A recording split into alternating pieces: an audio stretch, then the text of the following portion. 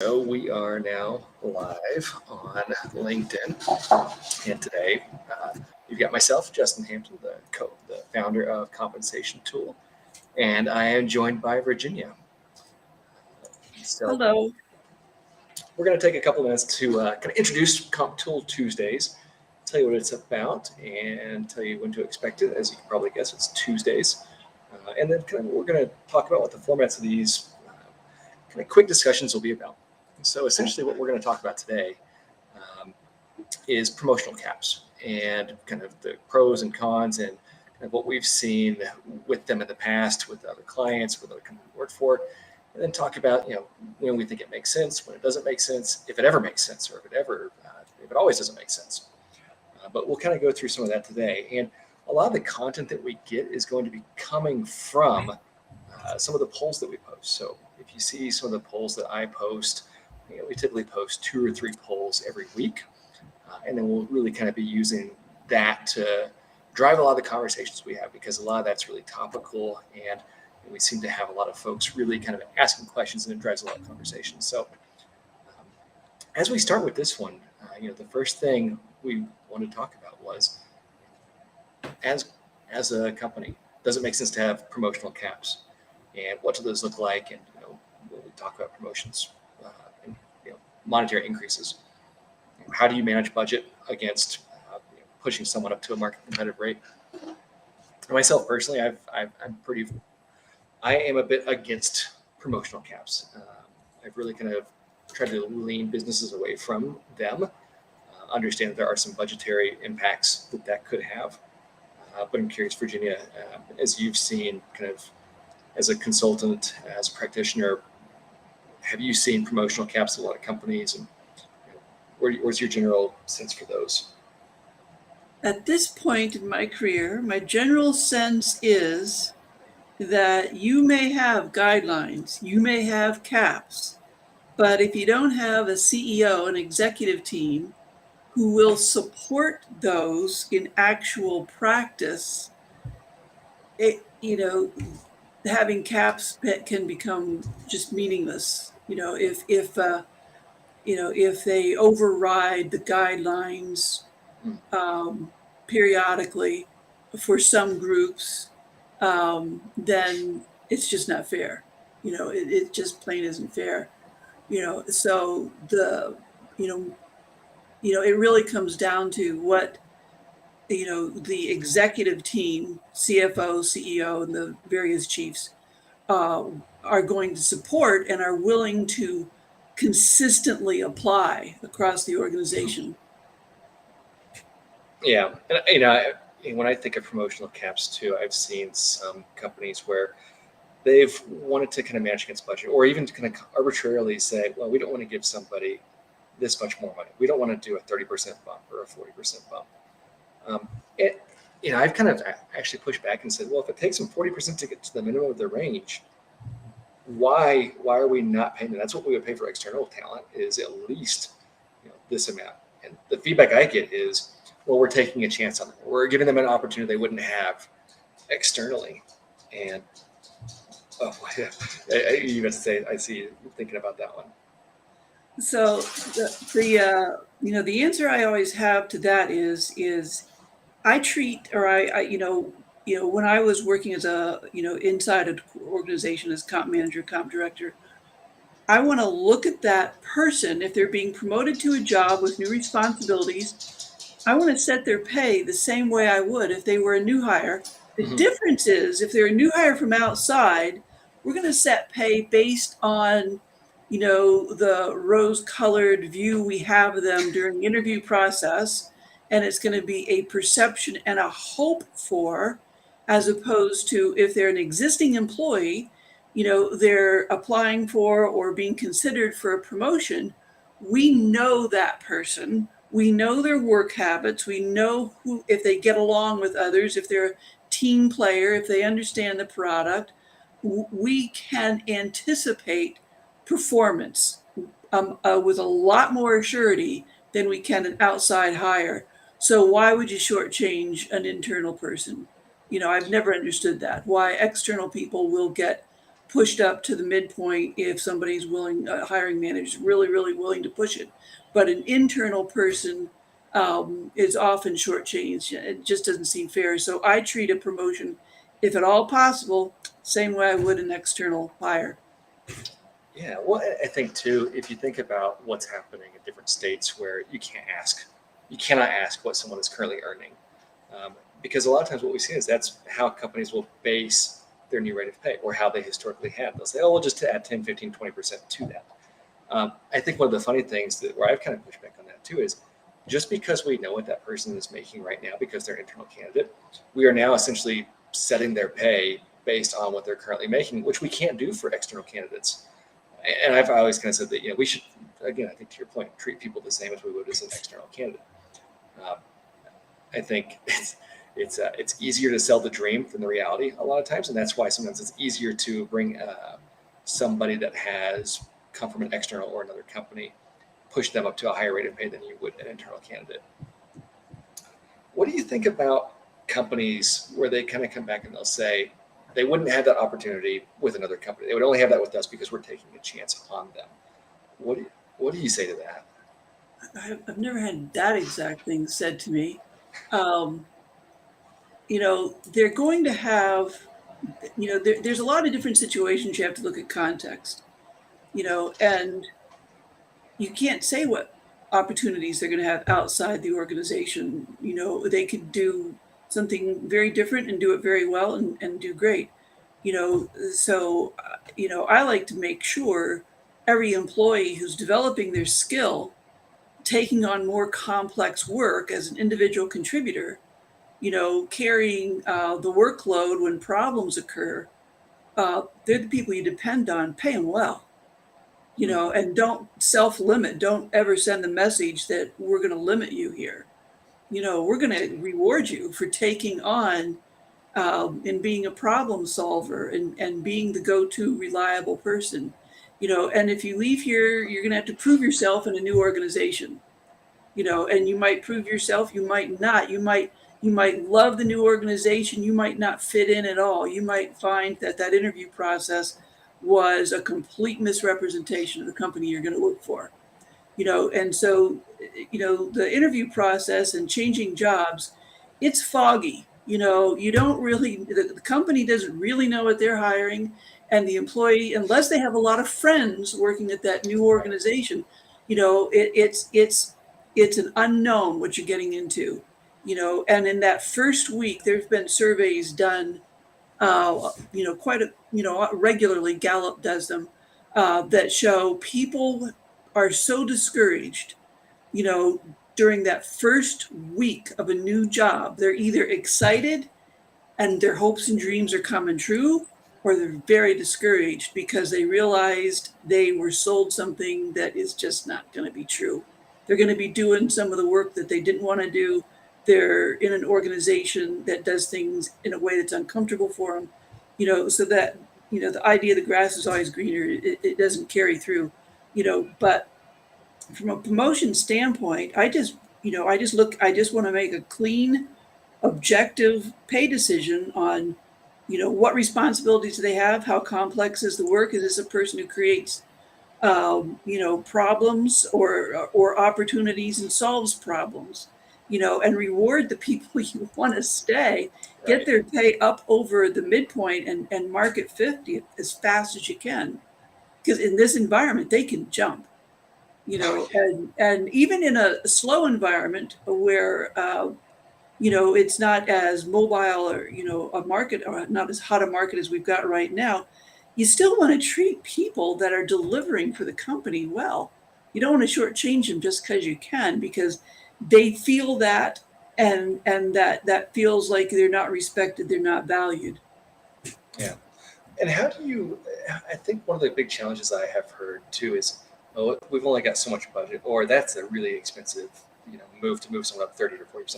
They're going to be happy with 25%. They're going to be over the moon with 25%, but that's still under the minimum. So how do you then kind of work with the business to justify the budget? I mean, because it is over what is going to make an employee happy at the time.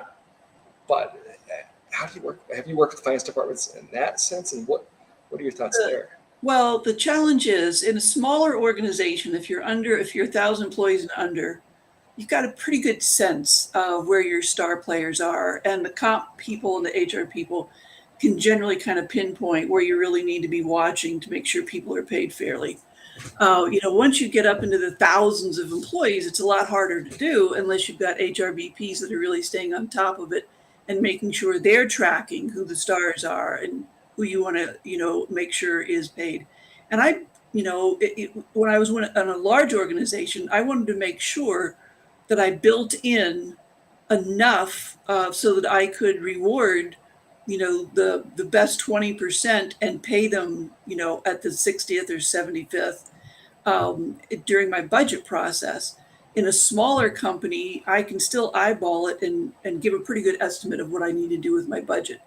And what you don't want to hear is I got an email this morning from somebody working on the budget. They just wanted some help with the report from CompTool, and their CFO had already said, "Well, here's your budget," and their question was, "How am I going to make this work?" So you've got to get ahead, of the CFO who's going to say, "Here's your budget for next year. This is going to be, merit and promotion."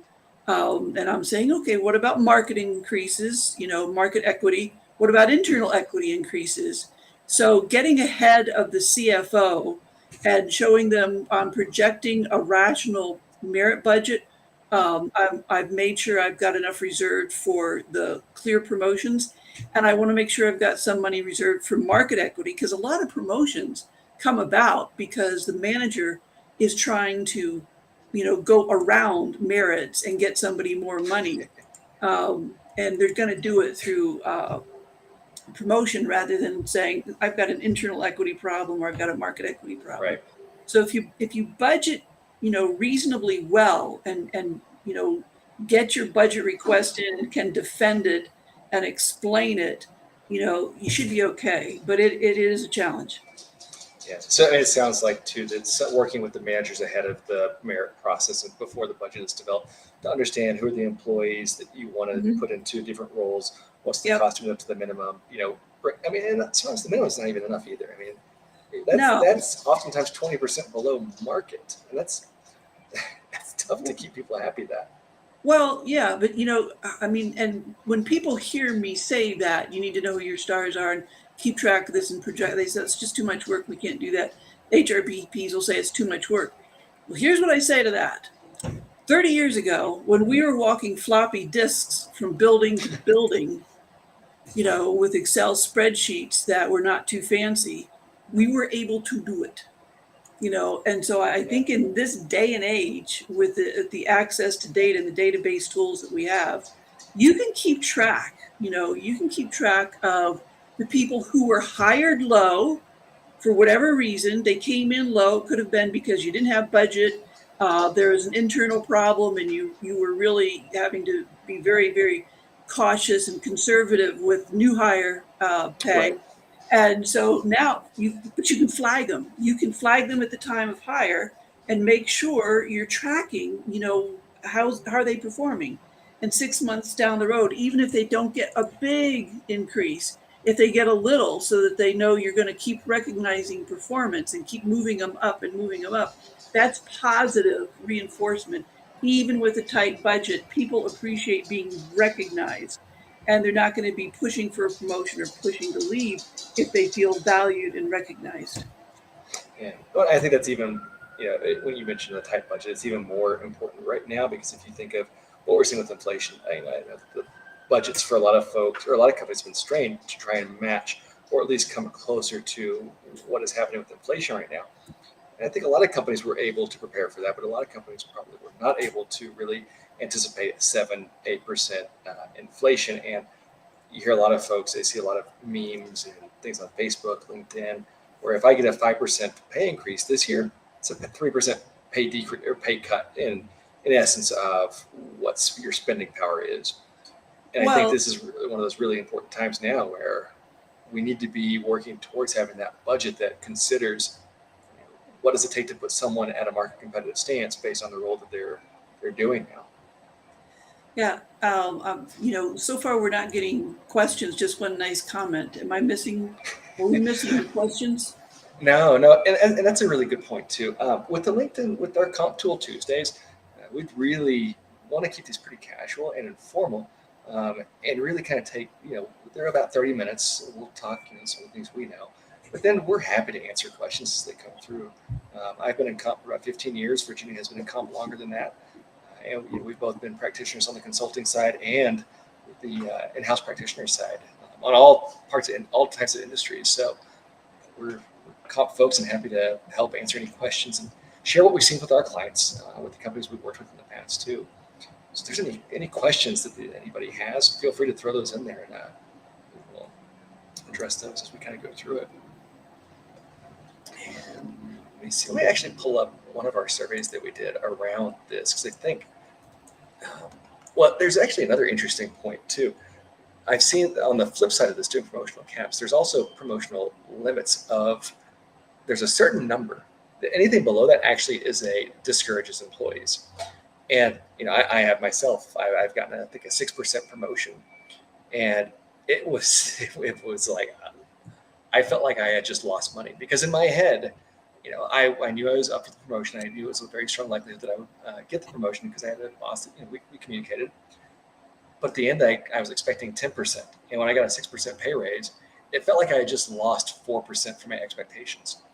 And there's actually some, I think Frank Giancola has done some research, and there's a World at Work paper that he's written, that actually he's done some research, and it shows that anything less than a seven, excuse me, less than 7.5% on a merit or on a pay increase actually has the reverse impact, where it actually pushes folks back, or actually discourages people.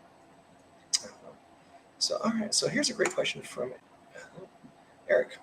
So, what worked best for individuals who presented new higher cost of an employee versus retainment? It seems like an issue everywhere, but it's not being solved, especially when the gap is 20+%. So, I think what I'm understanding is, what works best if you are showing the what would cost to hire someone new versus to update someone's current pay. Is that how you're interpreting that too, Virginia? That's how I'm interpreting it. And it comes down to your budget and your approval process, and what the hiring manager, the hiring manager becomes key to this whole thing, or the department manager, because if they're not known as being good managers of employees and pay, that does make this more difficult.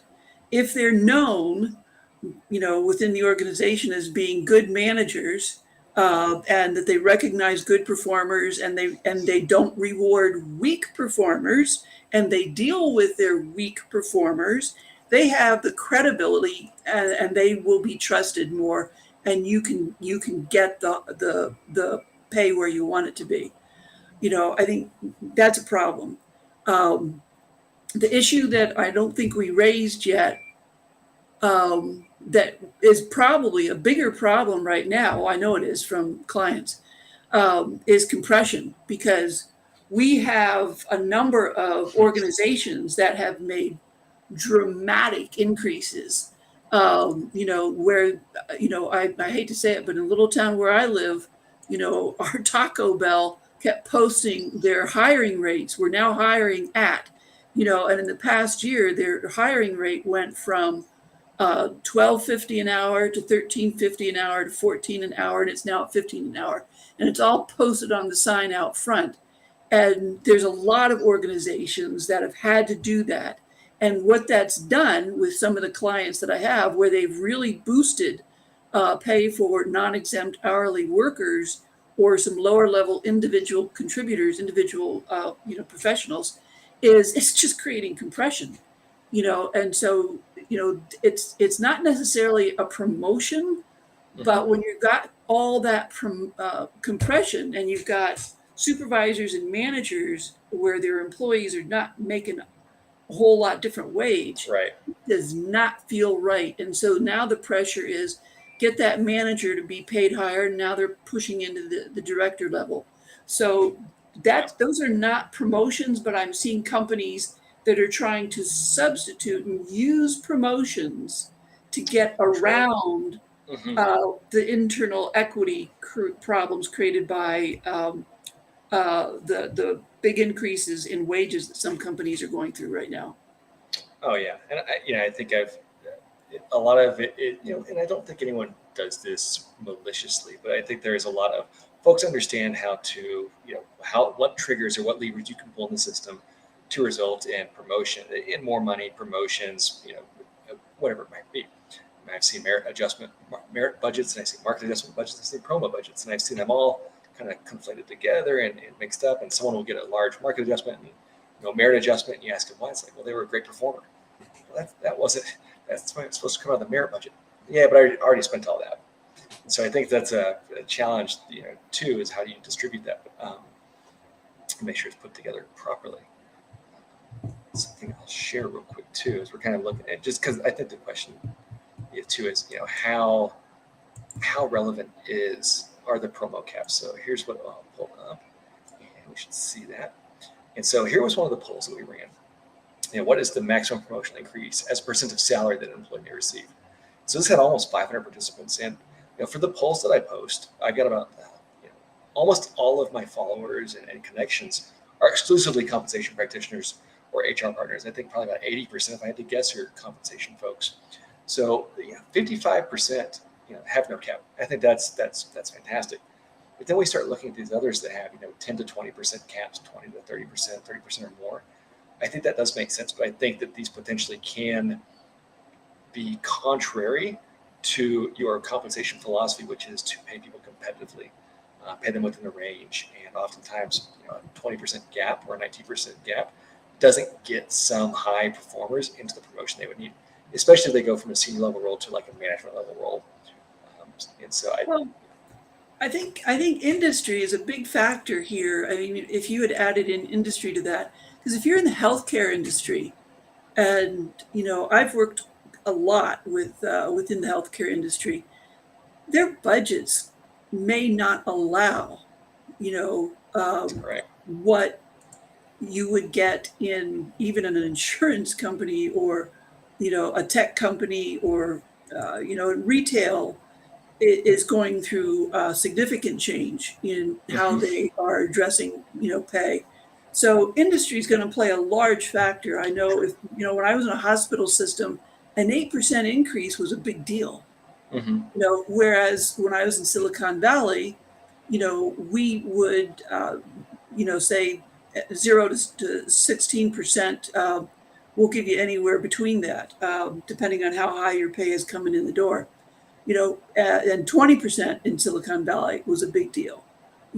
But industry really does affect this and what you can afford to pay, and that is the piece that employees never understand is what we can afford to pay. And I've been in enough meetings where the employees will say, well, then, if you need more money, don't do what this thing is that you're doing. And I mean, I've seen big fights over the parking garage that the company wanted to build. I've seen fights over, well, why are you replacing equipment? Why not put that money into this budget? So it's a complicated issue. It really is. And it takes a bit of discussion and education. Yeah. No, I think that's whenever I think about compensation, the best compensation programs I can think of are those where employees understand why they're paid what they're paid and why managers can explain that. I think most comp teams, we don't have a huge ratio of comp folks to employees. So being able to train the manager so they can have those conversations is really helpful. But also having kind of top down support too from the executive leadership is Mhm. incredibly helpful. But And yeah, so and it's not just top down support. I've been in. I'm old. I've been in a whole heck of a lot of companies where the top guy might support what we have, but they won't step in front of a large group of employees and explain it. And so visible support and explanation from the executives um, is fantastic when you can get it. But too often I've been introduced by the CEO or the CFO, and then they walk out of the room and I've got 300 angry employees in front of me, and so that doesn't help. That just pretty much, it's not good. It's not good when you only have token support. Right. And I think, one of the really nice things about the comp programs is that they can really enforce a lot of trust across the business, but they have to be supported, understood, educated, or folks have to understand things. So I think that if you have leadership that visibly can't support that, I think that really can help. And I think that a lot of times that requires advocating for things that maybe don't hurt, but maybe sometimes are contrary to what other departments may value and prioritize, such as the promo caps. I'm trying to dig a little bit deeper for where do we find budget to make this work. I think those are really things that are very important. Great. Well, we're coming up on the last minute or so of our first CompTool Tuesday. So if there are any other questions, we've got about 30 seconds to address those, but really do appreciate the time that you guys were able to spend with us today. And Virginia, always appreciate your time walking through everything comp. Mm-hmm. And again, so we'll try and be doing this every Tuesday. I'm Justin, the founder of CompTool, and this is Virginia. She works with me. And really what we are is we are comp practitioners that built a software that helps other comp practitioners. So if you have any questions about our support model, the comp tool itself, the data that we provide, we'd be happy to set some time with you. Well, if there's nothing else, we'll go ahead and sign off. Mm-hmm. But again, thank you so much for everybody for taking the time today.